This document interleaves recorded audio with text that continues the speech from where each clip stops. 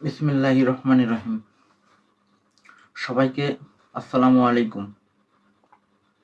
Social মিডিয়ার মাধ্যমে যারা যারা আমার এই ভিডিওটি দেখছেন সবাইকে জানাই সংগ্রামী শুভেচ্ছা ও অভিনন্দন।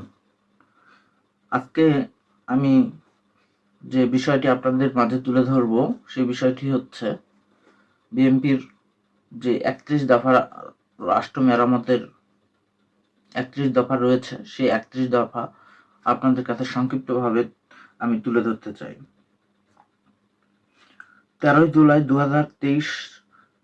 ২০২৩ তারিখে বিএনপির ভারপ্রাপ্ত চেয়ারম্যান জনাব মোহাম্মদ তারেক রহমান যে ৩১ দফা জাতির সামনে উপস্থিত করেছিলেন তা আমার এই ভিডিওর মাধ্যমে সংক্ষিপ্তভাবে তুলে ধরার চেষ্টা করতেছি।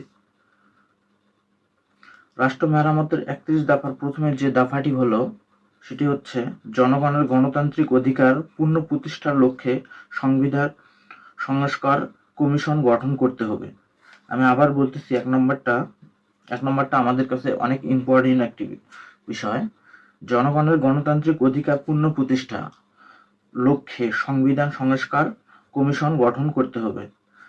এতদিন আমরা দীর্ঘ ১৭ বছর যাবৎ জনগণের যে গণতান্ত্রিক অধিকার রয়েছিল ভোট, সেই ভোটটি আমরা সঠিকভাবে দিতে পারিনি।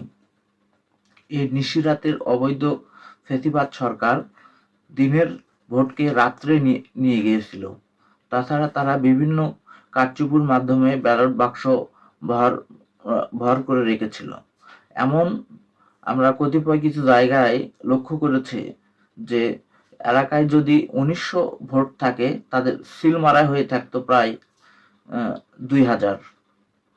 এরকম ঘটনাও আমাদের মাঝে এসেছে। কিন্তু দীর্ঘদিন যে বাকশালের কারণে, দীর্ঘ ১৭ বছর বাকশালের কারণে আমাদের সাংবাদিক ভাইয়েরা তাদের নিরপেক্ষ কথা বলতে পারেনি।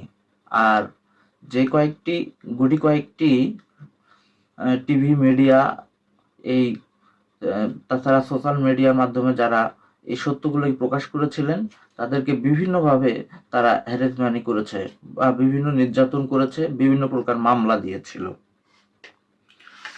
এবার আমি ২ নম্বর দফায় চলে যাচ্ছি। ২ নম্বর দফাটি হচ্ছে সাম্প্রতিকমূলক সমুন্নত রাষ্ট্রসত্তা রেইনবো নেশন, অর্থাৎ রেইনবো নেশন প্রতিষ্ঠা ও ন্যাশনাল রিকাউন্সিল কমিশন বা জাতীয় সমন্বয় গঠন করা।